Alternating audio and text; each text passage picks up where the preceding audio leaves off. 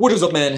Welcome back to another YouTube video. Sa video na to, pag-uusapan natin ang tinatawag nating self-limiting beliefs.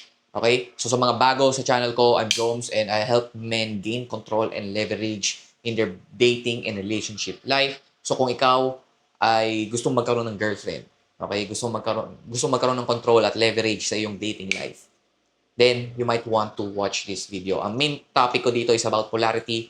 Polarity meaning the natural attraction between the masculine and the feminine. So kung gusto magkaroon ng isang loyal, loving, submissive, at supportive na babae sa'yo, those are feminine characteristics, then you might want to improve your masculine energy and also understand the feminine. So, sakto to dahil ako mismo ay nasa journey ko to be the best masculine version of myself. So, lahat ng sinishare ko dito sa videos ko ay yung mga alam kong information at alam kong mga experiences na nakatulong sa akin. So, kung gusto mo din ma-achieve yung best masculine version mo, subscribe ka lang sa channel ko dahil almost daily and weekly nag-upload ako ng videos na sa tingin ko makakatulong din sa'yo dahil nakatulong din to sa akin. So, back to the video. So, ang ating topic ngayon is about self-limiting beliefs. So, Jones, ano ba yung self-limiting beliefs? Self-limiting beliefs, as the word, sabi nga ng word, self-limiting. Ibig sabihin, ito yung mga beliefs na naglilimita sa'yo to achieve what you want in life. So, sinasawag na self-limiting kasi ikaw lang naman yung gumagawa ng mga beliefs na to. So, ito yung tinatawag na sa Gen Z term na nanonerf ka. Ninonerf mo yung sarili mo. Kumbaga, sobrang taas ng potential mo as a man, pero dahil meron kang self-limiting beliefs, ay nalilimitahan yung mga na-achieve mo sa buhay mo. So, dahil nalilimitahan ka nito, feeling mo nagiging mediocre lang o hindi mo na-achieve yung mga bagay na sa tingin mong kaya mong i-achieve. So, ano ba yung mga normal o typical o usual na self-limiting beliefs na meron ng isang lalaki sa dating and relationship space? So usually, ito yung mga sample na self-limiting beliefs na meron ka. So, hindi ako pogi. Yan, mga tik yan. Hindi ako pogi, hindi ako matangkad, hindi naman ako six-footer, hindi naman ako mukhang model, hindi naman ako mayaman, so bakit ako magugustuhan ng babae? Mali titi ko. Lahat ng babae, pogi o mayaman lang ang gusto. May boyfriend na lahat ng matitinong babae na type ko. So, these are the samples of self-limiting beliefs. Dahil meron kang self-limiting beliefs, ay nalilimitahan. Okay? Nalilimitahan yung sarili mo sa mga opportunities. Okay? Sa potential mo bilang isang lalaki. Kumbaga, ikaw lang din. Kalaban mo yung sarili mo. Okay? Dahil meron kang mga gantong beliefs, hindi mo nakukuha yung mga gusto mo sa buhay mo. At yan yung babaguhin natin. Okay? Sa video na to. Gusto kong, bilang lalaki, gusto kong makuha mo din lahat ng gusto mo. Okay? Kasi ako din, gusto kong makuha lahat ng gusto ko. All of my desires. When it comes, hindi lang basta sa dating and relationship. Gusto ko, walang pumipigil sa akin na kapag gusto ko isang bagay ay nakukuha ko. Kung di ko man nakuha, alam kong meron akong ginawa in order for me to get that. Okay? Yung effort. Okay? Na nag-effort ako na makuha yung isang bagay na yon. Kasi usually, ang self-limiting belief, lumalabas to kapag meron kang bagay na gusto at may nag-hold back sa'yo bigla. Okay? Hindi externally, but internally. Kumbaga sa utak mo nangyayari. Okay? So, ang example ko, kasi way back before, meron akong self-limiting belief sa sarili ko na akala ko kailangan kong mag-perform palagi para magustuhan ako ng babae. So, kailangan lagi akong nagpapatawa. Ano ako people pleaser ako eh. Okay, nice guy, white knight, na oo lang ng oo sa babae. Kasi feeling ko, ganun ako. Ganun ang dapat kong gawin para magustuhan ako ng babae. Perform ng perform, ganyan, napatawa lang ng patawa. Kapag napapatawa ko siya, ibig sabihin, nagugustuhan niya ako. So, every day, gusto kong laging makuha yung attention niya. Gusto ko laging makuha yung validation ng babae. Ganyan, para magustuhan ako. Ganyan. So, ang nangyayari is hindi ako naging authentic, hindi ako naging genuine, naging performance mode lang ako palagi. And alam naman natin, kapag nasa performance mode ka sa isang babae, hindi ka nito magugustuhan. Maaamoy at maaamoy niya na hindi ka genuine at hindi ka authentic. Ikaw lang ay nagpo-portray ng isang character. Nagpe-perform ka lang. Okay? So, yung SLB, okay? Self-limiting beliefs, SLB, is all in your mind. Okay? So, nasa utak mo lang yan, boy. Okay? Lahat ng self-limiting beliefs mo ay gawa-gawa mo lang. At nasa utak mo lang yan. So, now, kalaban ba yung utak mo? Hindi. Because the brain's number one function is to protect you. Okay? Survival mode. So usually lalabas yung SLB mo kapag meron ka mga bagay na gagawin outside your comfort zone. Pipigilan ka niyan. For example, gusto kong i-approach yung babaeng yun. Biglang may maririnig ka bigla na, lahat ng babae, pogi o mayaman lang gusto. Hindi ako mayaman o pogi. Wag na nga lang. So yun, biglang may limiter bigla. So nagkakaroon ka ng desire. Nagkakaroon ka ng desire to talk to a woman. Pero dahil sa SLB mo, dahil sa self-limiting beliefs mo, ay hindi mo ginagawa. Nino-nerf mo yung sarili mo. So ibig sabihin, SLB is in your mind, yung in your brain. Okay? Gusto kong bigyan ng clarity ito na hindi ikaw yung utak mo. Okay? Yung utak mo is just a organ. Okay? Kasama lang yan. Body part mo lang siya. Hindi ikaw ang utak mo. Okay? Ang utak mo, again, organ lang siya. At ang purpose niya is ang number one purpose niya is for you to survive. Okay? Kaya pinoprotektahan ka lang ng utak mo palagi. Okay? Ikaw mismo ay yung soul mo. Okay? Yung kaluluwa mo. Yun na ay ikaw. Okay? Ang utak mo ay hindi ikaw. Yung mga narinig mo sa utak mo ay hindi ikaw. Usually, thoughts lang yon. Kasi nga, di ba, kaya mo nga kalabanin yung sarili mo. So, ibig sabihin, hindi ikaw ang utak mo. Okay. So, point number 3. So, meron tayong tinatawag na paradigm effect. Okay? So, SLBs originated from your childhood. Ibig sabihin, ang mga self-limiting beliefs na meron ka ay galing sa mga experiences mo habang lumalaki ka. Usually, mga 3 to 12. Childhood mo mismo. So, malaking factor dito yung mga experience mo with your parents, experience mo nung elementary, experience mo sa environment mo, kung saan ka nakatira. Yan. Usually sila bumubuo ng SLBs mo. Okay? Lahat ng belief mo o yung perspective mo tungkol sa sarili mo at sa mundo ay na-download sa'yo, na-download lang sa'yo yan. Okay? Na-install lang sa'yo yan ng iyong parents, ng iyong kapatid, ng iyong mga classmate, ng environment mo, ng society. Okay? So once na meron kang ganyang belief, so once na nagkaroon ka ng self-limiting belief, during,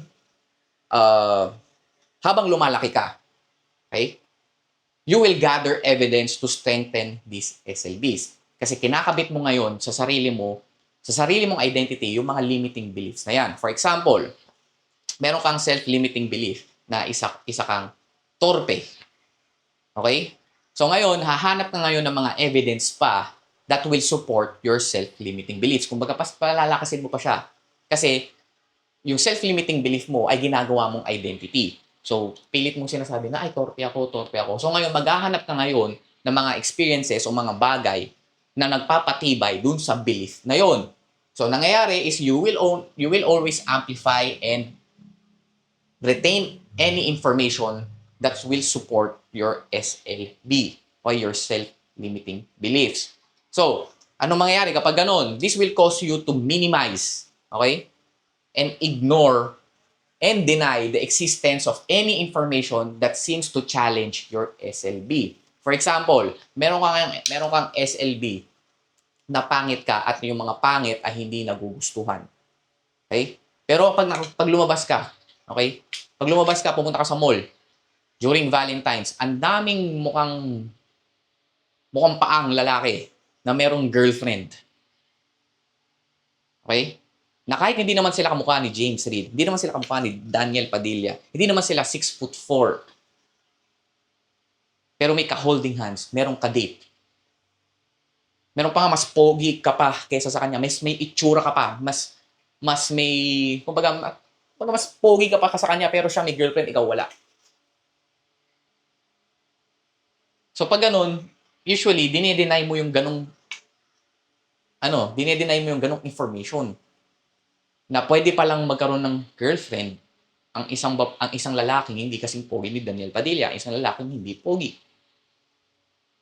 So dinideny mo siya. Okay? Ini-ignore mo yung ganong information kasi nga pinoprotektahan mo yung self-limiting belief mo dahil yung self-limiting belief mo ay nakatali sa identity mo. Okay? So, next point. The way you see yourself is the way you see the world. So kung pangit ang tingin mo sa sarili mo, feeling mo ang tingin sa'yo ng mundo ay pangit ka. Okay? Magsisimula yan lagi on how you view yourself. So kung sa tingin mo ay pangit ka, okay? So kung sa tingin mo ay pangit ka, yun din na magiging tingin mo na tingin sa'yo ng iba. For example, sa babae, dahil feeling mo pangit ka, shit, sobrang pangit ko. Kapag nakakita ka ngayon ng babae, iisipin mo na, shit, pangit siguro din yung tingin niya sa akin. Okay? So pag ganun, walang mangyayari. Kumbaga, ni-reject mo na agad yung sarili mo bago mo palang i-reject. Bago pa i-reject ng babae. So basically, hindi naman talaga babae ang kalaban. Ikaw, itong utak mo, yung self-limiting beliefs mo. So, next point. Now, nagkakaroon ng cycle dyan. Okay? Kaya hindi ka makawala dyan kasi nagkakaroon ng cycle. Paulit-ulit na nangyayari yan. Paulit-ulit na nare-reinforce, paulit-ulit na lumalakas yung limiting belief na yon. So, kapag lumalakas ang limiting belief, mas lalong nahihirapan kang magbago, mas lalo kang nahihirapang i-achieve yung mga bagay na gusto mong i-achieve. Okay? So, ganito kasi yan. For example, ganito. Meron kang self-limiting belief na hindi ka attractive sa mga above. Okay? Na hindi ka attractive sa mga babae. So, ngayon, dahil sa tingin mo, hindi ka attractive sa mga babae, ay hindi ka na nakikipag-interact sa mga babae. Kasi feeling mo, pangit din naman ako, pangit ako. So, bakit pa ako makakapag-interact sa babae? Hindi rin naman ako papansin yan. Okay? So, hindi ka makikipag-interact, hindi ka makikipag-usap, hindi ka mag-first move, hindi ka mag-initiate. Dahil nga, meron kang self-limiting belief na attractive lang ang mga babae. Hindi attractive sa'yo ang mga babae. So next, dahil nga hindi ka nakikipag-interact sa mga babae, hindi sila makikipag-interact sa'yo. Okay? Dahil hindi mo sila kakausapin, hindi rin nila ikaw kakausapin. So dahil hindi ka nila kakausapin, gagamitin mo yung experience na yon bilang ebidensya to reinforce your belief. Di ba nakakatanga lang? So, ikaw lang din naman yung dahilan kung bakit hindi na-attract sa'yo yung babae dahil meron kang self-limiting belief. Again, the way you see yourself is the way you see the world. So, dahil nga paulit-ulit na nangyayari, vicious cycle yan, so you are stuck in a self-depreciating cycle. Kung bakit ikaw lang din ang dahilan kung bakit hindi mo nakuha yung mga gusto mo. Paulit-ulit ka na lang mabasted, paulit-ulit ka na lang nare-reject, paulit-ulit ka na lang, alam mo yun, paulit-ulit ka na lang nag-fail. Dahil nga, pilit mong pinoprotektahan ang self-limiting beliefs mo. Self-limiting beliefs. Okay, masyado mong kinakapitan yung mga beliefs mo na alam mo naman na hindi na empowering para sa'yo, na nililimitahan ka lang. Okay? Okay, may limiter ka. Sarili mong limiter yan. So, next point. Ano ba yung mga harmful effects ng SLB? Number 1, you isolate and avoid. Okay? So, dahil nga meron ka mga self-limiting beliefs, imbis na you go and take action, move to achieve all you want, ang ginagawa mo, nag-isolate ka na lang. Kasi feeling mo, wala naman. Bakit pa ako magta-try? Wala din naman ang mangyayari. Wala, dahil self-limiting belief. Bakit ko pa kakausapin yung babae? Pangit naman ako. Bakit ko pa kakausapin yung babae? Hindi naman ako matangkad. Bakit pa ako mag-i-interact o mag-i-initiate ng interaction? Hindi naman ako mayaman. Bakit pa ako mambababae? Mali naman titi ko. Bakit ko pa siya kakausapin? Lahat ng babae, pogi o mayaman lang ang gusto. Di ba? So bakit, ang ganda nitong babae na to pero ayoko siya kausapin kasi may boyfriend na lahat ng natitanong babae na type ko. So see, wala ka pang ginagawang action, nire-reject mo na yung sarili mo. Nalilimitahan mo yung sarili mo. So nangyayari, you isolate and avoid opportunities. Binibigyan ka na ni Lord, okay? Binibigyan ka na ni God ng mga oportunidad para makuha yung gusto mo. Pero ikaw lang ang matigas ang ulo. Okay? Na matigas ang utak. Next, you create negative emotional states. So, once na lumilitaw yung self-limiting beliefs, usually kasi magtatalo yung feeling, yung gut feel mo na, shit, ba't ba hindi ko kinausap yun? So, daming what if. Maraming what if na magkakreate yan. Alam naman natin if merong mga what if na nangyari sa buhay, di ba? Parang ang pangit ng feeling nun. Okay, mas madedepress ka lang, mas malulungkot ka lang. Next, it causes you to settle. Okay, ang pinakaayaw ko ng word is settle. Na Sige na nga, ito na lang. Nagsisettle ka sa mediocre. Ibig sabihin nun, hindi mo binibigay sa sarili mo yung sa tingin mong best for you. At dahil nga meron ka mga self-limiting beliefs, pumapayag ka sa mga bare minimum. Alam mo yun, may mga lalaki na konting atensyon at validation lang. Okay na sa kanila yun. Alam mo yun na hindi naman sila, yung babae hindi naman sila sinusuportahan. Hindi naman nagpapakita ng submissiveness, hindi naman feminine, hindi naman loyal, loving sa kanila. Pero sumagot lang sa chat nila, okay na yun. Kumbaga yun parang sobrang bare minimum. Hindi mo nabibigay sa sarili mo yung best na sa tingin mo deserve mo. And I don't want you to settle. Pinaka-ayoko yung nagsisettle kasi passive yun pagiging passive yun. Gusto kong makuha nyo yung trait na in which ito rin yung pinapractice ko na. Gusto ko palaging nakukuha yung best for myself kasi alam kong deserve ko yun. Okay? I'm doing the work. Okay? I'm doing the efforts to be the best masculine version of myself so I deserve the best things in life. Okay? Number 4, it prevents you from taking advantage some opportunities that are presented to you. For example, meron kang nakitang sobrang type ng babae. Okay? May nakita kang sobrang type ng babae sa church.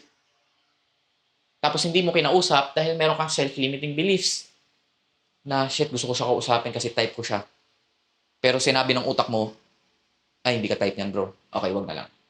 So ngayon, hindi mo na ngayon natitake yung mga opportunities for that one. Again, bago ka pa ma-reject, inire-reject mo na yung sarili mo. What if kung hindi? What if hindi ka ma-reject? So binigyan ka ng Diyos ng 2 pares ng bayag para gamitin. Okay? So gamitin mo yun. Gamitin mo yung bayag mo. So take some opportunities. Lahat ng oportunidad nandyan lang nakakalat. Sobrang daming opportunities. You just need to look for them and take action. Take action before your self-limiting beliefs control you. Before lumabas tong mga self-limiting beliefs sa utak mo. So next, number 5, they keep you in the same version.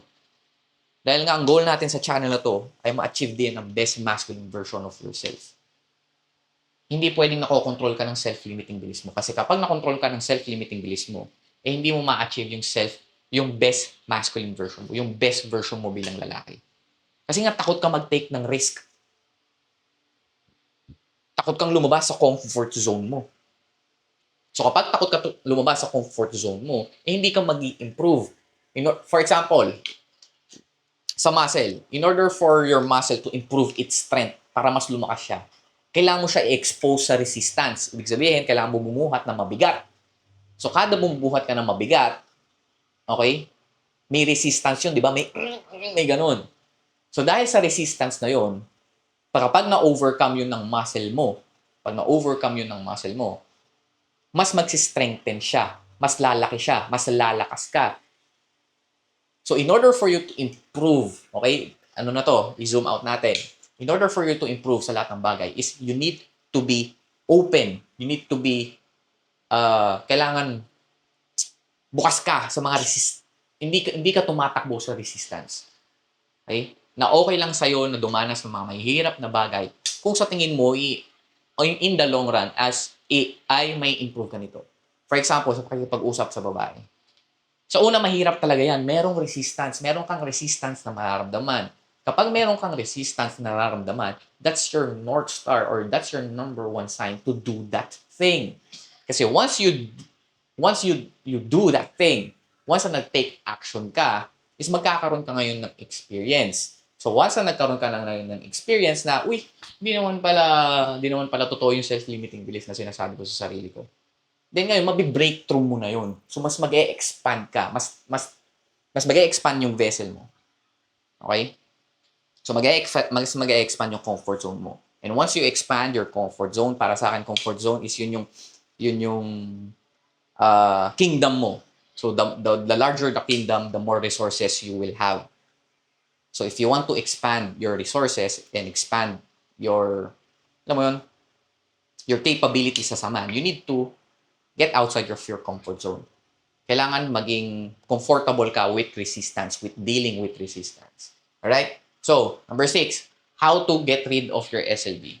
Okay, lahat tayo merong self-limiting beliefs. Kahit ako, meron pa rin ako ngayon na di naman mawawala yan sa, ilan ba, sa buong experience mo bilang lalaki na nandito ako sa mundo na to, meron kang mga SLB. Ngayon, gusto natin malaman kung ano yung mga beliefs mo that will self-limit you. Okay, kasi meron din ng mga beliefs na self-empowering na na-empower ka to achieve your best version. So, paano ba natin tatanggalin yung mga SLB mo? Bibigyan ko kayo ng 3 step. ICC ang tawag dito. So, first, identify. You want to identify. Okay? You want to know kung ano yung mga self-limiting beliefs na meron ka. So, in order for you to identify your self-limiting beliefs, kasi itong mga self-limiting beliefs na to ay subconscious nangyayari to. Okay? Subconscious, ibig sabihin nakatago sa utak mo. Okay? So, para lumabas yung self-limiting belief na yon, you need to go out of your comfort zone. Okay? For example, pagdating sa babae, ano yung mga self-limiting beliefs mo? Lalabas at lalabas lang yon kapag nakipag-usap ka o pag nag-try ka makipag-usap sa babae. Usually, doon lalabas yung self-limiting beliefs mo kapag wala ka sa comfort zone mo. So, kung hindi ka comfortable na mag-approach ng babae at gusto mong malaman kung ano yung mga self-limiting beliefs mo when it comes to approaching women, then you need to go out of your comfort zone and approach women. Kasi awareness is the first step for change. Kailangan maging aware ka sa mga self-limiting beliefs mo. Okay? Once you identify your self-limiting beliefs, you want to challenge them. Okay? I-challenge mo yung self-limiting beliefs mo. Totoo ba yun? Utak ko lang naman nagsasabi nun. Alam kong you're just trying to protect me.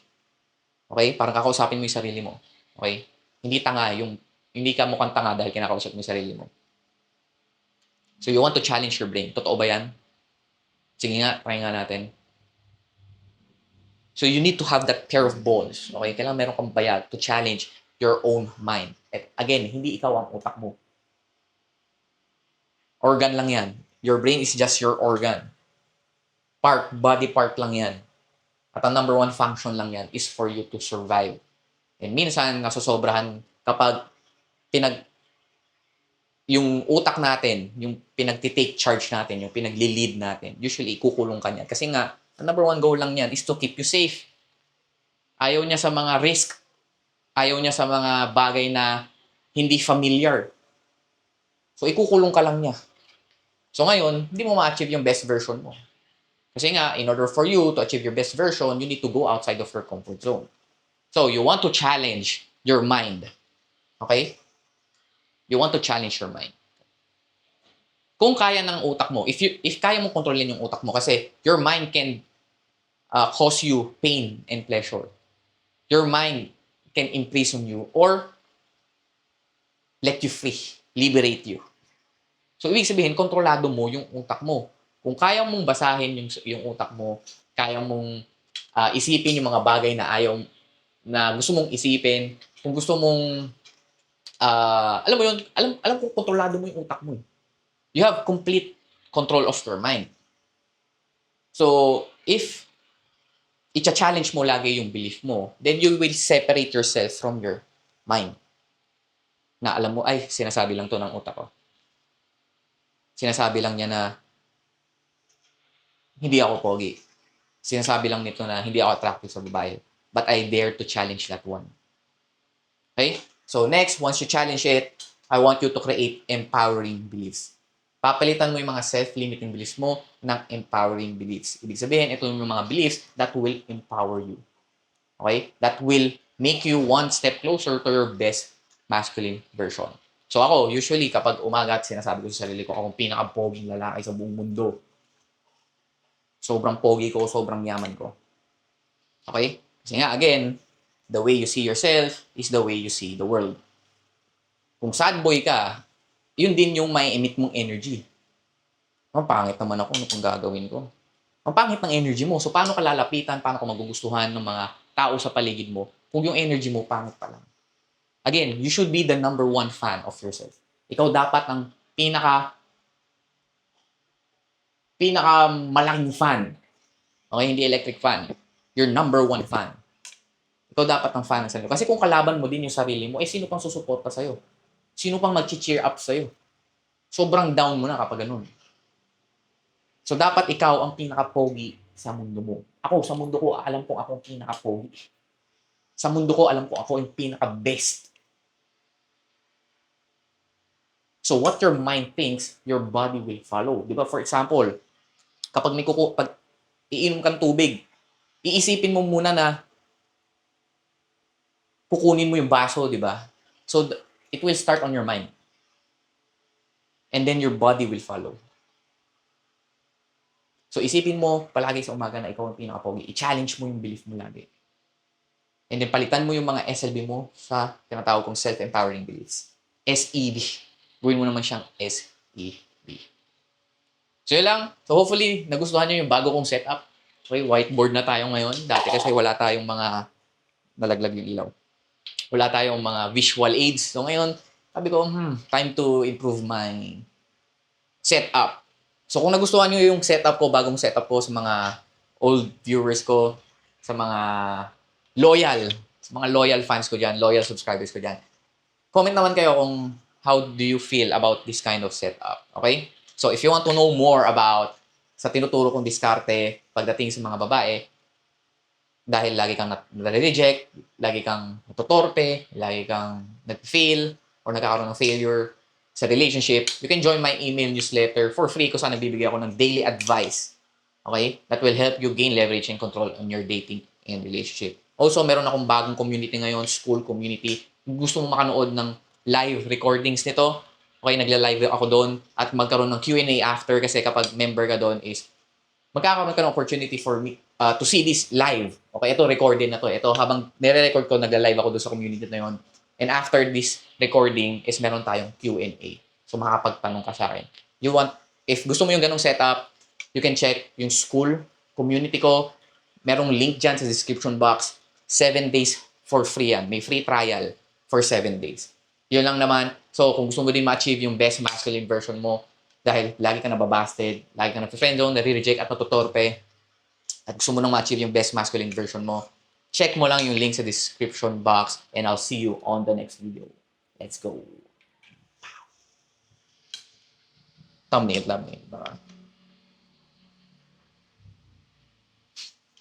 Let's go.